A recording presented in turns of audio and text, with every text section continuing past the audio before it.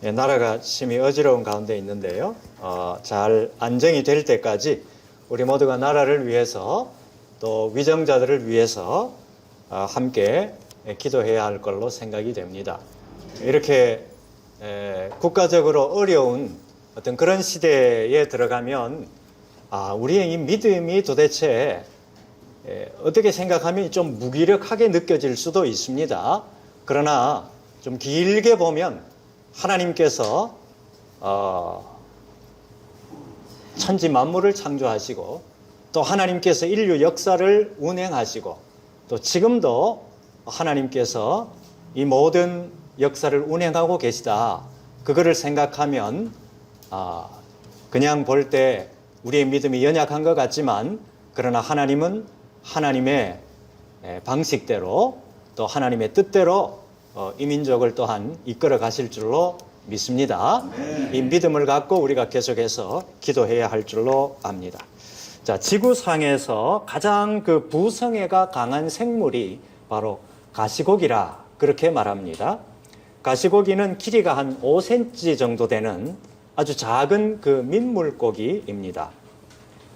근데 이 가시고기가 이 암컷이 산란을 하는데 그 산란하는 과정이 이렇다고 합니다. 먼저 수컷 가시고기가 이 물 밑에 말입니다. 바닥에 평평한 바닥에다가 주둥이로 구멍을 판대요. 구멍을 파는데 그리고 그 판 구멍에다가 수초를 물어다가 와서 하나씩 둘씩 넣으면서 그 수초를 그 구덩이 위에다가 그렇게 만드는데 동그랗게 만든다고 해요. 그리고 그 동그랗게 만든 그 가운데에 구멍을 뚫고 거기에 바람을 주둥이로 계속 불어넣는데요. 그러면 이 둥지가 완성이 된다고 합니다. 거기에 이제 암컷 가시고기가 와서 한 3, 4초 동안 그 둥지에다가 산란을 하고 그리고 곧바로 이 암컷은 둥지를 떠난다고 합니다. 이제 그때부터 이 수컷 가시고기가 그 알을 이제 지키게 되는 거죠.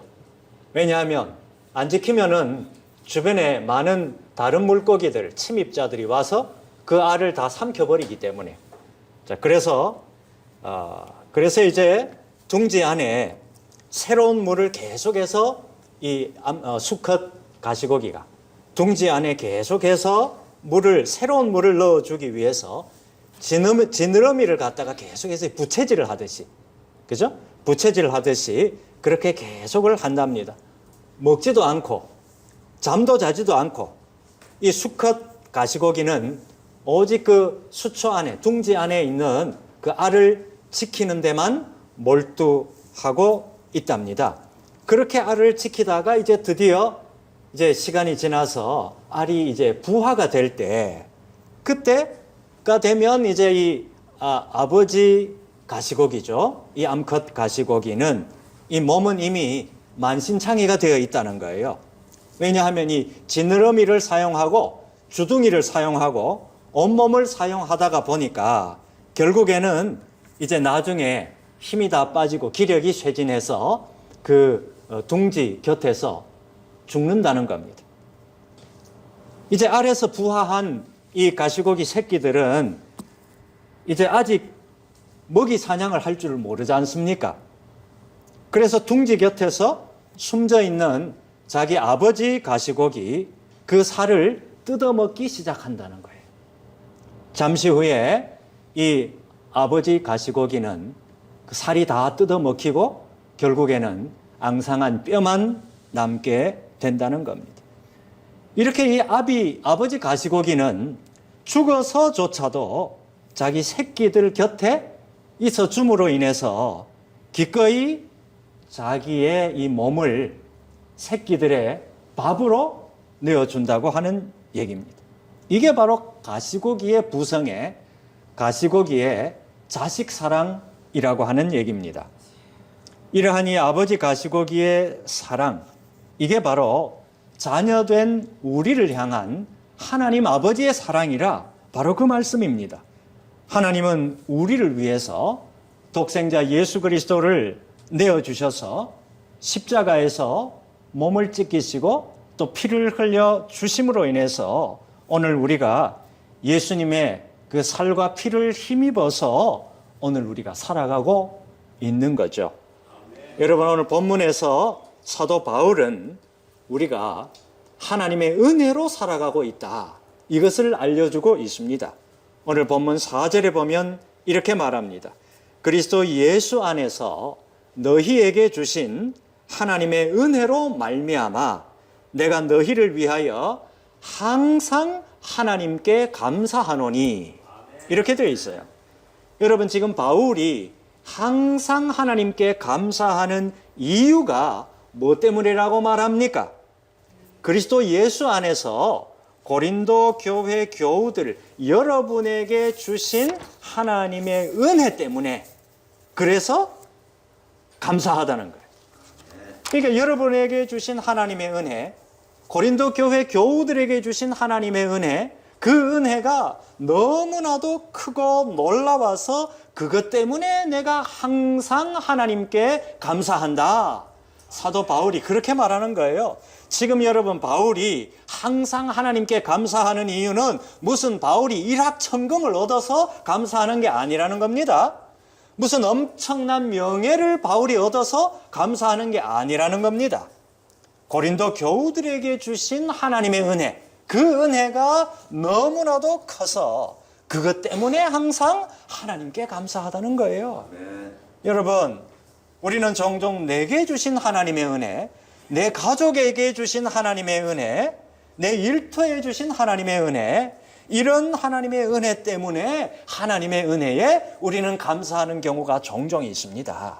그러나 함께 믿음 생활하는 믿음의 형제 자매에게 주신 하나님의 은혜 때문에 내가 얼마나 하나님 앞에 우리가 감사하냐, 바로 그 얘기입니다. 여러분, 오늘 이 바울이 하나님 앞에 항상 감사했던 이 감사의 이유, 이 이유를 오늘 저와 여러분도 회복해야 할 줄로 믿습니다. 여러분, 지금 바울이 고린도 교회 교우들에게 주신 이 하나님의 은혜 때문에 항상 하나님 앞에 감사하다, 이렇게 지금 고백하고 있는데, 그렇다면 바울은 지금 고린도 교회 교우들을 어떻게 생각하고 있습니까? 진짜 바울은 진짜로 내 피를 나눈 형제 자매들이다. 누가? 고린도 교회 교우들이 그렇게 생각하고 그렇게 지금 받아들이고 있다는 얘기예요. 여러분, 우리는 보통 사촌이 땅을 사면 뭐가 아프다? 우리는 보통 그래 얘기하잖아. 얼마나 이 우리나라 사람들이, 멀리 있는 사람이 잘 되는 건 별 상관이 없어. 내 옆에 있는 사람, 내하고 가까운 사람, 이 사람이 잘 되면 안 되는 거야, 그냥. 이런 안 좋은 그런 습성이 오늘 저와 여러분에게 우리도 모르는 사이에 우리의 이 DNA 속에 조금씩 다 들어가 있다는 말 아니겠습니까? 그게 들어가 있으니까 우리나라에 그런 속담이 있는 거 아니겠습니까? 아니라고요?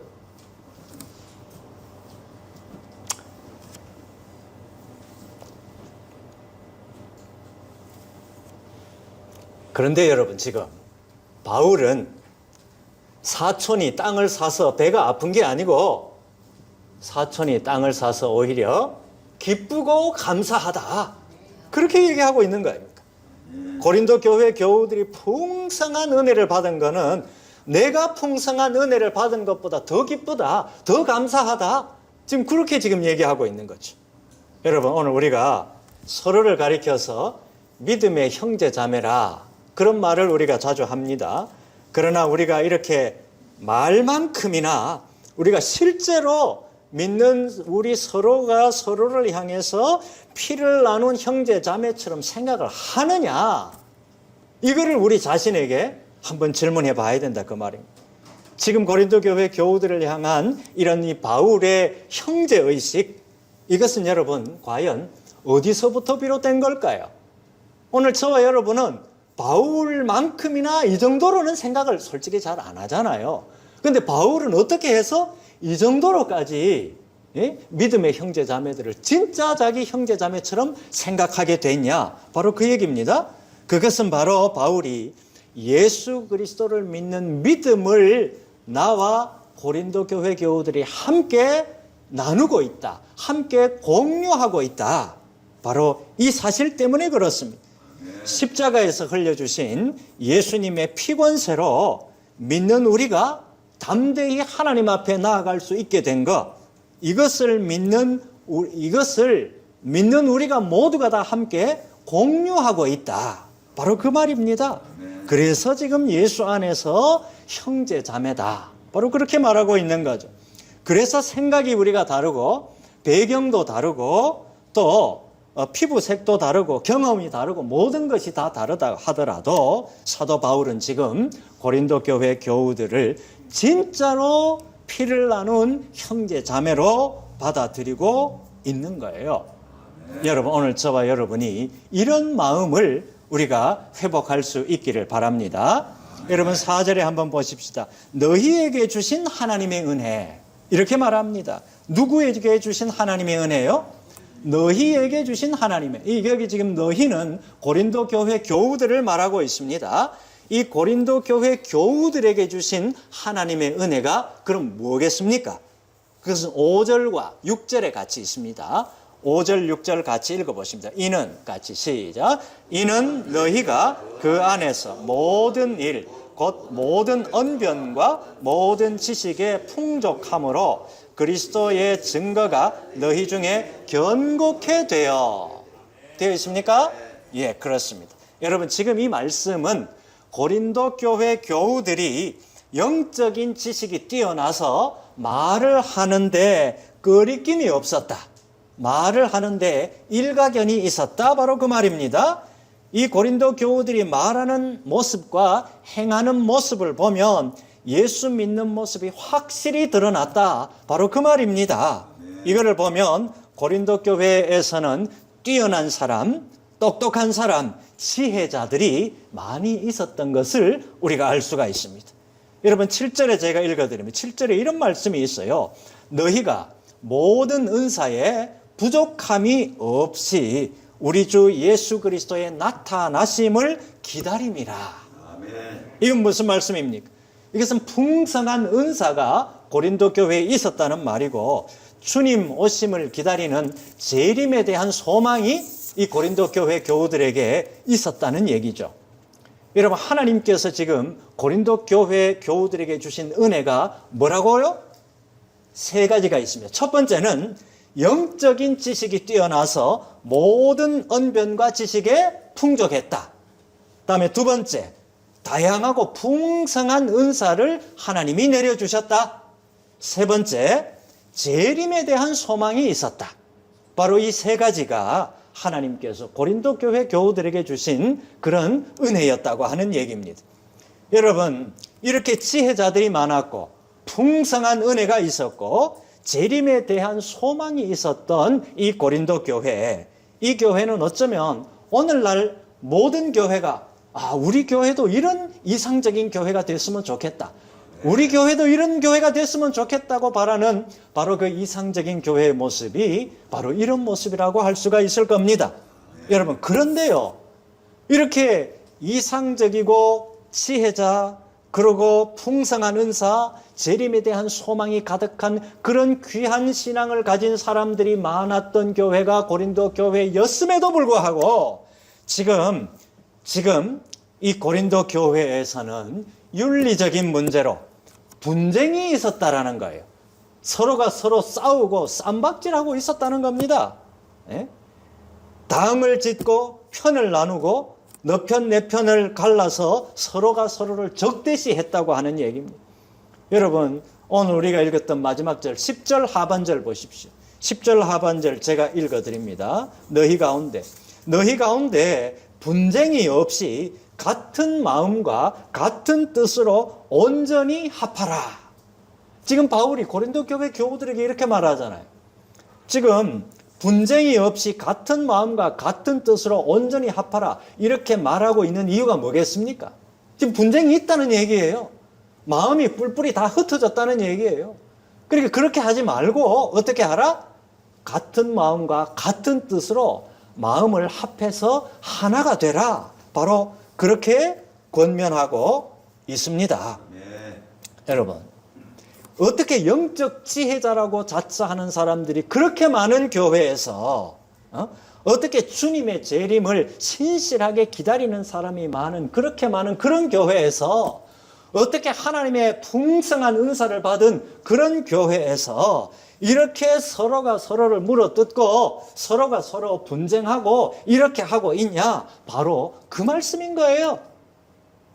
이거는 교회를 향해서도 하나님이 경고하시는, 바울을 통해서 경고하시는 말씀이고, 국가를 운영하는 위정자들에게 하시는 하나님의 말씀일 수도 있고, 오늘 우리가 일터에서도 적용할 수 있는 말씀이고, 우리 가정에서도 적용할 수 있는 말씀이 아니겠습니까? 하나님이 우리에게 주시는 그러한 말씀이 아니겠냐? 그 말씀입니다. 여러분, 우리는 보통 지혜자가 많은 교회, 은사가 풍성한 교회, 재림신앙이 확실한 그런 성도들이 많이 있는 교회, 이런 교회는 이상적인 교회다. 이런 교회는 은혜로운 교회다. 여러분, 그렇게 생각을 합니다. 그러나 오늘 고린도 교회를 보면 이렇게 좋은 조건, 이렇게 좋은 사람들, 이렇게 좋은 신앙이 많이 있는 사람들이 모인 교회라 하더라도, 그런 교회라 하더라도 뭐가 있을 수 있다? 분쟁이 있을 수 있다. 서로가 서로를 물어 뜯을 수가 있다. 바로 그 얘기예요. 그래서 지금 사도 바울은 이 고린도 교회의 자칭 지혜자들, 이 사람들을 지금 책망하고 있는 겁니다. 여러분, 지금 바울은 복음을 전한다는 것이 말의 지혜로 하는 것이 아니다. 이것을 강조하고 있습니다. 이것은 당시 이제 고린도 교회 교우들이 서로 똑똑하다고, 서로 은사를 많이 받았다고, 서로 신앙이 좋다고, 이렇게 서로 잘났다고 하는 그런 사람들을 향해서 바울이 지금 책망하고 있는 내용입니다. 여러분, 일 안 하는 사람하고 비교해서 내가 하나님을 위해서 이만큼이나 일했다. 은사에 무지한 사람과 비교해서 내가 이만큼이나 영적인 은사를 받았다. 굳은 일은 요리조리 피하는 이기적인 사람과 비교해서 내가 이만큼이나 신앙생활을 잘한다. 겉으로는 말 안 하지만 속으로 만약에 그런 마음을 하고 있다면 이런 생각을 갖고 있는 사람에 대해서 지금 바울이 책망하고 있다. 바로 그 말씀입니다.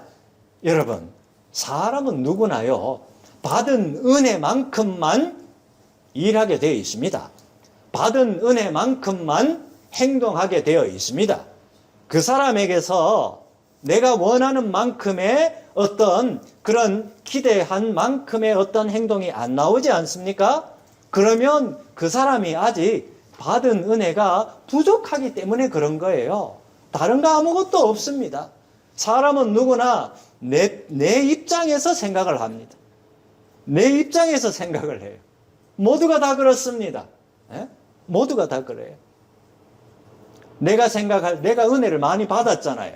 그러면 은혜를 덜 받은 사람을 보면 어떻겠어요? 답답하겠어요? 귀하게 보이겠어요? 내가 은혜를 풍성하게 받았잖아요.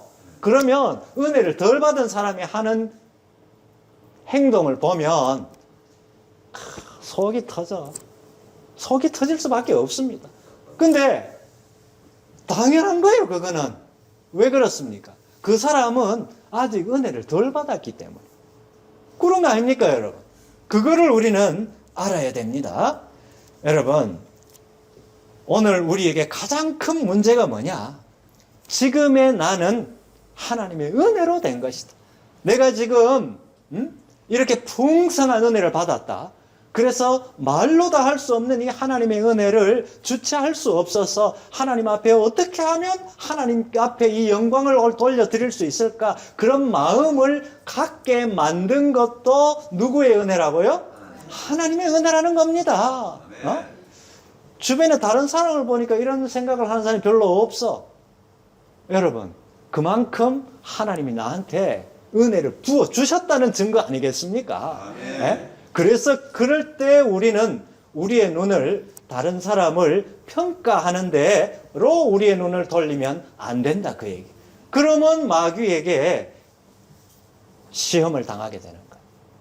그럴 때 우리는 우리의 마음을 하나님께로 향해 누구도 이런 마음을 주지 않는다. 하나님이 나한테 이런 마음을 주셨구나.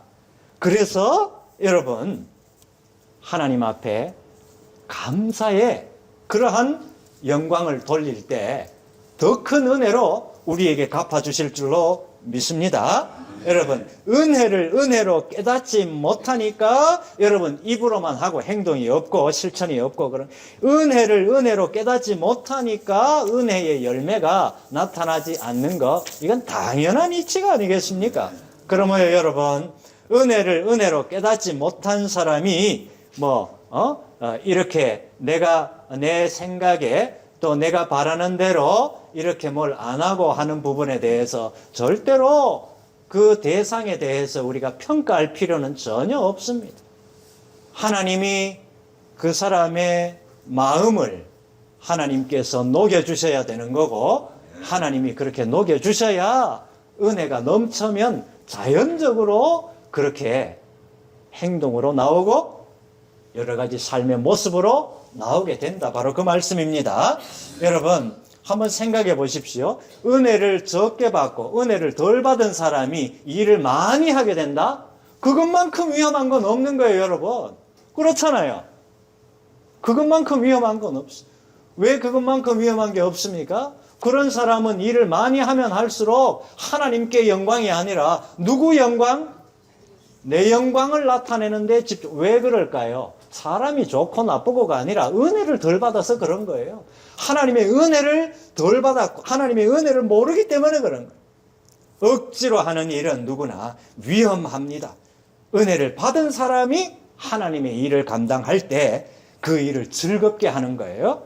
기쁨으로 할 수 있습니다. 감사함으로 할 수가 있는 겁니다. 그런 사람에게 사역은 부담이 아니라 기쁨이 되는 거 아니겠습니까, 여러분? 가정에서도 그렇고 일터에서도 그렇고 교회에서도 그렇고 세상 밖에서도 어디에서든지 그렇습니다. 기쁨으로 그 일을 감당할 때 그것이 감당하는 사람, 내 자신도 이 유익이 되고 내 주변 사람에게도 유익을 끼칠 수 있고, 그 일을 통해서 하나님이 하나님의 일을, 하나님의 역사를 진행해 가실 줄로 믿습니다. 여러분, 고린도 교회는 세상적으로 유력한 사람과 유력하지 못한 사람들, 이 사람들이 같이 함께 섞여 있었습니다. 함께 모여 있었어요. 비록 고린도 교회 교인들이 아까 봤던 것처럼 성령을 받고 은사를 받고 또 영적 지식이 풍부했지만, 그럼에도 불구하고 이 고린도 교회 내에 분열이 있었다고 하는 얘기예요. 왜 그렇겠습니까? 개인마다 배경이 다르고 신분이 다르고 경험이 다르고 생각이 다르고 사고방식이 다 다른데, 그 다른 것들을 예수 안에서 하나로 묶지를 못해서 그렇게 분열이 된 거예요. 여러분, 경험 세계가 다르면 서로가 서로를 이해하기에 쉽지가 않습니다. 어느 쪽이 좋고 어느 쪽이 나쁘고 이런 문제가 아닙니다.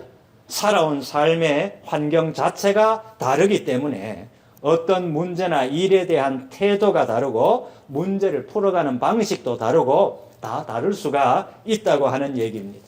오늘 본문에 나오는 고린도 교회도 이렇게 다양한 사람들, 다양한 배경의 사람들이 함께 교회 안에 있음으로 인해서 여러 가지 문제가 발생했고, 그렇게 교회 안에서 분쟁이 일어났다고 하는 얘기입니다. 성만찬에서 차별하는 문제가 생겼습니다. 우상에게 바쳐진 제물을 먹는 문제로 서로 갈려졌습니다. 또 성령의 은사에 대한 이해가 서로 달라서 서로 갈라지게 된 것도 있습니다. 여러분, 이런 분쟁은 오늘날 교회에서도 일어날 수 있는 일입니다. 사람들이 모인 것이면 어디서나 이렇게 서로 다른 견해 차이가 일어날 수가 있습니다. 그런데 오늘 사도 바울은 우리에게 확실하게 권면하고 있습니다. 오늘 10절에 분쟁이 없이 같은 마음과 같은 뜻으로 온전히 합하라. 우리 같이 한번 해봅시다. 분쟁이 없이 같은 마음과 같은 뜻으로 온전히 합하라. 뭐 안에서? 예수 그리스도의 십자가 안에서 십자가의 사랑으로 하나가 되라. 오늘 하나님은 사도 바울을 통해서 고린도 교우들에게 그런 교훈을 주시지만 오늘 저와 여러분에게도 이 교훈을 주신다는 사실을 여러분 꼭 기억하실 수 있기를 바랍니다. 그렇게 해야 교회가 긴 차원에서, 긴 거시적인 차원에서 교회가 하나님 앞에 점진적으로 더 영광을 돌릴 수가 있고 교회가 든든한 교회로 서 나갈 수 있을 줄로 믿습니다. 여러분, 교회든 교회 밖이든 어디든지 간에 여러분, 내 마음에 드는 사람들로만 100% 있는 것은 이 세상 그 어디에도 없습니다. 그렇지 않습니까? 예수 안에서 예수의 십자가의 보혈로 우리는 하나 되라고 말한 이 교훈을 오늘 받아들이십시다. 우리는 십자가의 은혜를 먹고 사는 사람들이다.